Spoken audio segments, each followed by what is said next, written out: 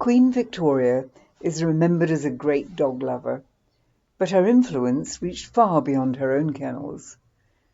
From a young age she adored her spaniel Dash, and as a teenager supported the Society for Prevention of Cruelty to Animals. When she became queen, she remained a patron and gave the society the right to call itself royal.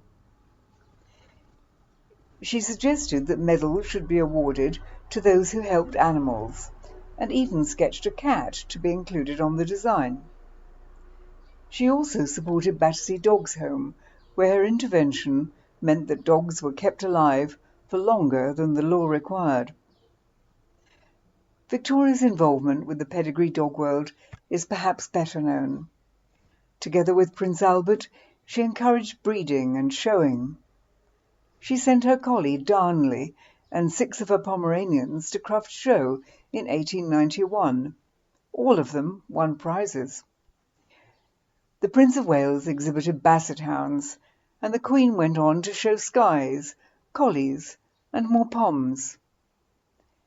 She was instrumental in popularising the Skye Terrier, but her kennels at Windsor housed many breeds: Pekingese, Pugs, Maltese, Dachshunds, Scottish Terriers, Collies, King Charles Spaniels, sometimes 70 to 100 dogs in all. The Queen cared for her animals deeply. She never allowed a dog to be put down for failing to meet a standard or because of illness. Terriers' tails were not docked, ears were not cropped, and puppies that did not conform were still cherished.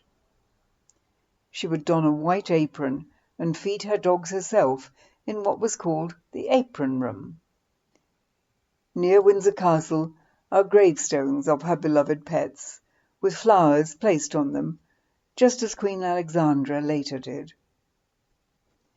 Some of her favourites became famous in their own right. There was Deckel the Dachshund, who came from Coburg. There was Lootie the Pekingese, one of the first in England, brought from the Summer Palace in Peking. Victoria tied a ribbon round his neck each day, a different colour for each day of the week. She also loved collies, which she had first seen in the Highlands of Scotland, and she insisted that in the royal nursery a dog should always be present.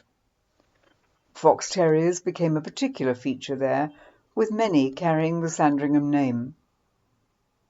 When Queen Victoria died in 1901, she was surrounded by her children and grandchildren. At the foot of her bed lay her favourite black Pomeranian. It was a fitting farewell for a monarch who had cared so much for her dogs and for animals in general.